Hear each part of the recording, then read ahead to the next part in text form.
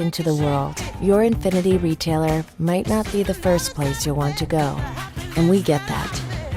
Go, explore, do the things you've been waiting to do. We'll meet you there. Experience Infinity now. Service, test drives, purchase, and leasing that comes to you. Infinity is offering 0% APR for up to 72 months on all new 2020 models, plus no payments for 90 days.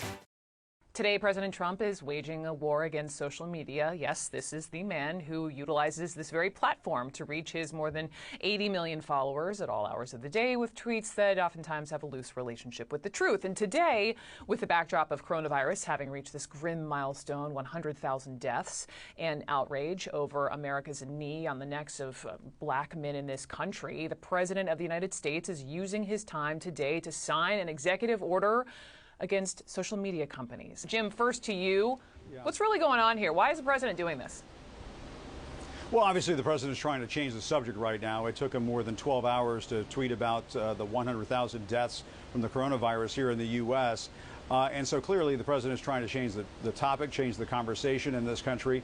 He did just tell reporters in the last several minutes that he'll be holding a news conference here in the next hour or so to talk about this executive order that he is expected to sign to go after social media companies. It's essentially designed to rattle their cages. There's not a whole lot legally that he can do to these private companies. And it does raise the question, why is the president going after his favorite website, which is Twitter, of course?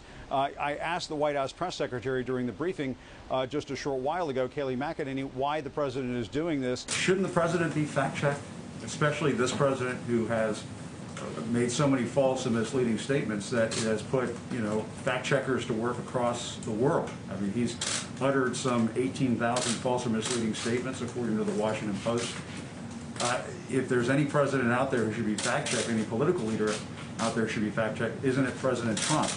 And aren't you trying to silence fact-checking by going after Twitter like this?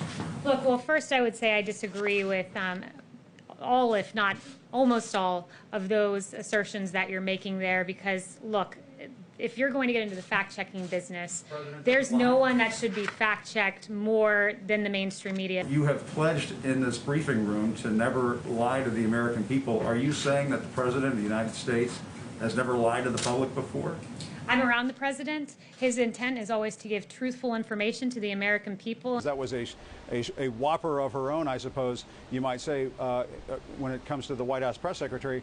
But, Brooke, what this all boils down to is that the president is trying to silence fact-checking. He doesn't want the people at various news organizations or even social media platforms to stamp what he says as false when he says false things.